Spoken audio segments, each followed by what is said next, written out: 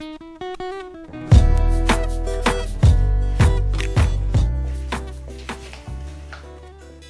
I'll start, yeah? Yep. Do you know what he's in? Yeah. Cool.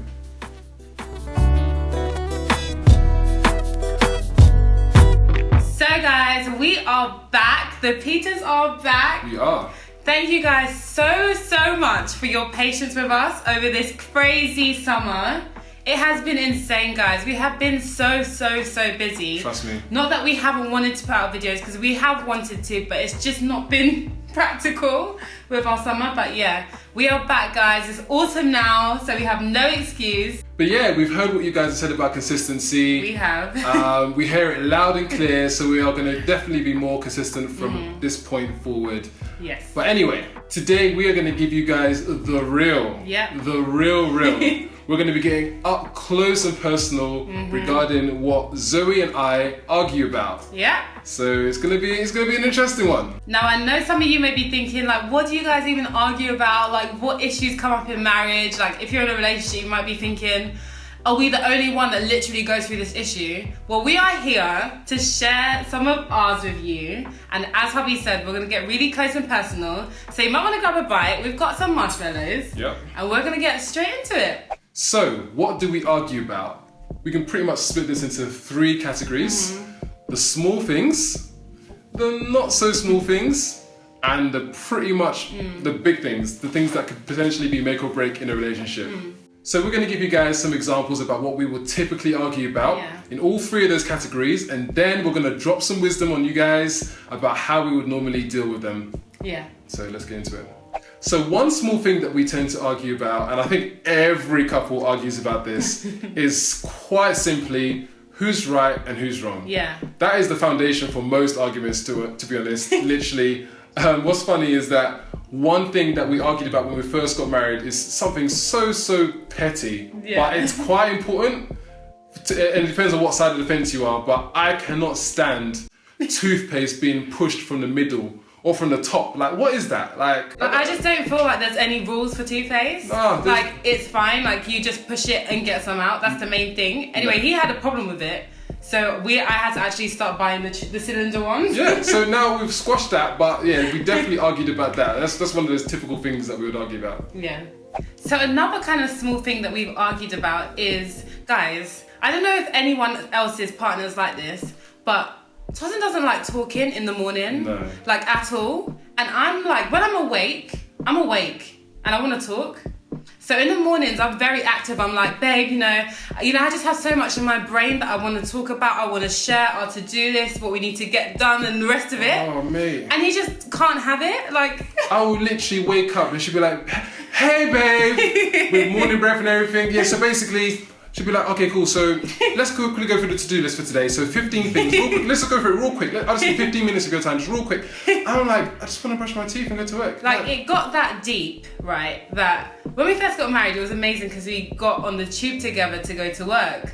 Then a couple months in, I just noticed Tosin started leaving early for work. I was not about that life, man. I was like, okay. I'm one of those antisocial Londoners. I get on the tube, I put my earphones in, and don't talk to me. Like, I don't want to hear what, literally, unless there's a fire, don't so, excuse me, can you pass the newspaper? I'm like, don't talk to me. Like, you shouldn't be so antisocial in the morning. But that's another small thing that we've kind of butted heads about, because I just love talking in the morning and he just doesn't. I'm not about that life. I've kind of got used to it, but we've kind of give and take.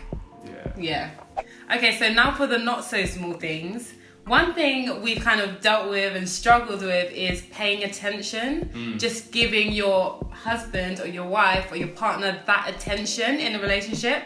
It's so difficult at times, I'm not gonna lie to you. And I am guilty of being on my phone, thinking about this email, thinking about work, thinking about a million things. And Tosin will literally be talking to me at points. And I'm processing what he's saying, but I just don't respond. Because I'm literally on my phone doing this, and then we butted heads. I'm not gonna lie to you guys, this is just the real. Well, he's been like, babe, I'm your husband? Like... Yeah, it's tough, man, because obviously you're trying to balance different things in your mind, but for me, I've just had this thing of, since young, that if I'm talking to you, I'm talking to you. So drop whatever you're doing. And I've had to learn how to give and take when it comes to that. Yeah. But I think more often than not, or when we used to argue about it, there just was no understanding about that whatsoever. Yeah, but I think just giving your partner your attention is just respectful.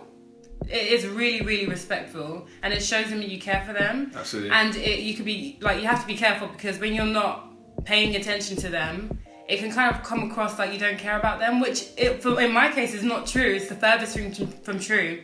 It's just that in my head there's so many things going on, but you just can't allow that to get in the way of your relationship at all. Yeah, for real. So, yeah.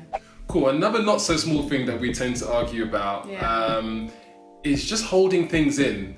And it's one of those things that if you're not careful, you might feel that it's a very, very small, petty little thing, but actually it can become quite big. I feel like for me, at times in the past, I just felt like I didn't want to have to always tell Zoe how I felt about something. Yeah. I'd be very happy just to be like, okay, cool, I'm not going to talk about it. This time, I'm not going to say anything. Next time, just not going to say anything. And before you know it, when you've held things in for that long, if something happens, you could just hit a trigger and just offload all of your frustration on someone. And that has led to some really kind of not so comfortable arguments in the past. It's like, okay, so if you really felt like that, then why didn't you say anything? Yeah, and vice versa, because like I've struggled with it as well, like just holding things in constantly. But like you just have to let it out. Like you have to, it just saves you all that time and trouble of dealing with it later when you just deal with it. So yeah. Definitely, the whole thing's in. Cool, so finally, one of the quite serious types of things that we tend to deal with are things around respect. I remember a particular example of one day I just had a terrible day at work, as we all do, but it was a particularly bad day for me. Came home in a bit of a strop. I was just hungry, tired, didn't want to talk, didn't want to do anything, just wanted to eat and to just sleep basically. He was really upset that day. Yeah. Upset, guys. I got back home and Zoe didn't really know the frustrations that I had that day. I didn't really tell her about it. And I just came in, I was like, right, cool. Because I came back late, I was expecting cool, food should be ready, And Zoe just told me that, no, I didn't cook today, I'm just a bit tired, And I was just like, it just hit a trigger point. I was like, what? Like, so I've had this day and you feel that you don't have to cook, you don't have to do anything. Like, what is this? Like, what kind of relationship is this? And I started saying some mad things. And it was just disrespectful. I didn't respect the numerous things that she may have gone through in her day, whatever had made her tired in the first place, or simply just didn't really ask her about, how she was before I overreacted to the situation. Exactly, and I feel like I just didn't know what kind of day he had. So he didn't communicate his frustrations beforehand. He just kind of let it out and exploded. Whereas if I knew beforehand that he was having a really bad day, I'm not gonna lie, this day I was just being lazy, to be fair. I could have cooked, but you have them days where you're just like, oh man, I just want Chinese, like. So if he had let me know, it could have been, it would have been better, but it just like flared me up and we literally had an argument about it, a serious one. So yeah, just remember to be respectful in your dealings with your partner, man. Because it's just not worth it saying things that are just kind of careless. Yeah, especially when you don't mean it because you just had a bad day. Yeah. So another serious thing we have argued about is dishonesty. To be honest with you, literally, we are honest in our relationship, but there are times where just a little white light here and there sneaks and creeps in. But you have to shut that down. So I'll give you guys an example. Just the other week, actually, I love to-do lists. Like, if you know me, you know I love to-do lists. I have my to-do list set up. Everything's on there. That's important to me. Now, I was thinking about this appointment that I had to book, and I hadn't written it down in my to-do list yet. And Tosin knows about my to-do list. So he asked me, babe, have you put that appointment in your to-do list? Because it's important for him as well. And in that moment, I was just like, yeah, babe, I did. Because in my mind, I was thinking about putting it in the to-do list, but I hadn't done it yet. I don't know what came over me. I was just like, yeah, I did. And then he pulled me up, guys, He was like, oh, okay, cool. Let me see. I was like, guys, I literally went to get my phone and I was like, oh, you know, anyway, I got my phone and something came over me. I was just like, oh, I need to write this down in my to-do list because he's gonna look at the phone. Anyway, I had to fess up and let him know that, babe, I lied. And you know what? Tosin took it so seriously. And he was like, babe, like, why did you just say that? Why, like, it wasn't true. One of the things that we decided very, very early on in our relationship was that we are going to be honest about everything. And it's interesting that, sometimes it's just those tiny little white lies, as they say, that if you get away with those and you consistently do it, you're just going to want to lie about bigger things. Yeah. And that doesn't do any good for a relationship whatsoever. Yeah. So, in fact, if anything, especially when you get caught in red-handed, that can lead to some very, very serious arguments. Yeah. We've argued before in the past regarding dishonesty, if we're going to be very honest with you guys. And we just made sure that it's a cornerstone of our relationship. Yeah. Honesty at all times. Yeah. And that's definitely a big foundation for us. Yeah, definitely. You need honesty in a relationship, otherwise it just won't work. So yeah, guys, as you can see, it's completely inevitable that you're going to have arguments with your significant other, your family, your friends, your neighbor, your cat.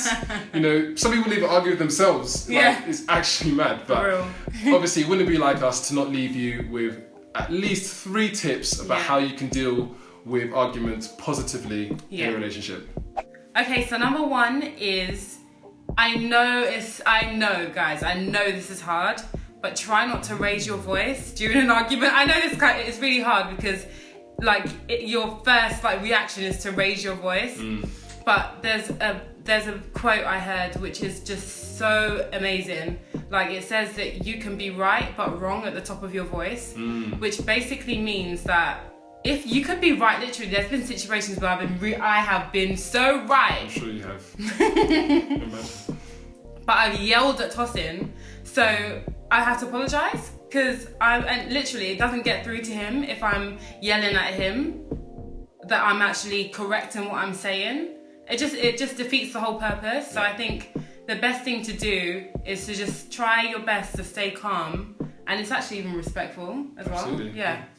And the second one is to remember that your partner is not your enemy. No. Or your work colleague or whoever it might be. But especially in relationships, you need to remember that because sometimes in the heat of an argument or whatever it might be, your instinct is to think, wow, I actually really dislike you right now. Like, I actually despise you. You are the worst person to me in the world right now. Yeah. And if you're not careful, you start to treat that person in all of your dealings and the way you speak to them like you're actually real life enemies. Yeah. And that doesn't really do anything for you. No. You need to remember that actually whoever this person is, they're in your life for a reason. Yeah. And you have love for them for a reason, and you need to remember that in the times that's most difficult to. Yeah. And that's a tough thing to remember. It's difficult, but love you, baby. Yeah. You're not my enemy.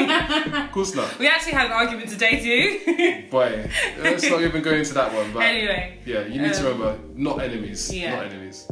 Okay, and number 3 is try your best not to say permanently damaging things in the heat of the moment. Trust me. This is so key because you cannot take the words back once they have come out of your mouth.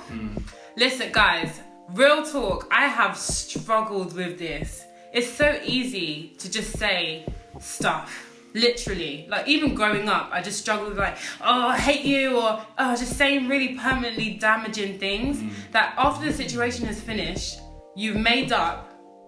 But that person could be thinking, right, is that what she really thinks about me? Or is that what he really thinks about me? Is that what is really in their heart about me? And it might not be, but you've said something and you can't take it back. Yeah, sometimes you don't realise it, but a word takes 2 seconds to just blurt out. Yeah. But the repair that needs to happen after you've said it sometimes can take weeks, and sometimes it takes months. Sometimes it even takes years. Trust me.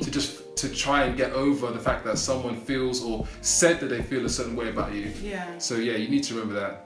Yeah, definitely. So yeah, I hope you guys have loved those 3 things, and we truly hope that it helps you with arguments, because as hubby said, like, arguments are inevitable. It's just trying to deal with them in a not damaging way. Yeah. So yeah. But guys, thank you so much for watching this video. We really do hope that you've taken something away from it. You're gonna argue, so don't even try not to. Just remember to deal with your arguments in love and to be gracious to whoever it is that you're arguing about. Remembering that, you know, you're not perfect either. Yeah. But guys, if you've enjoyed this video, please give us a big thumbs up. And consider subscribing to this channel if you are new. And share this video with your friends. I think this is a really, really good advice video that I think a lot of people need to hear. So definitely consider sharing this with everyone that you know. But guys, as always, we'll see you. Sorry. I'm just thinking about the clap so much. I'm like, alright. It's not even that difficult. Let's try again. Alright. Cool. But as always, guys, we'll see you on the next one. See ya.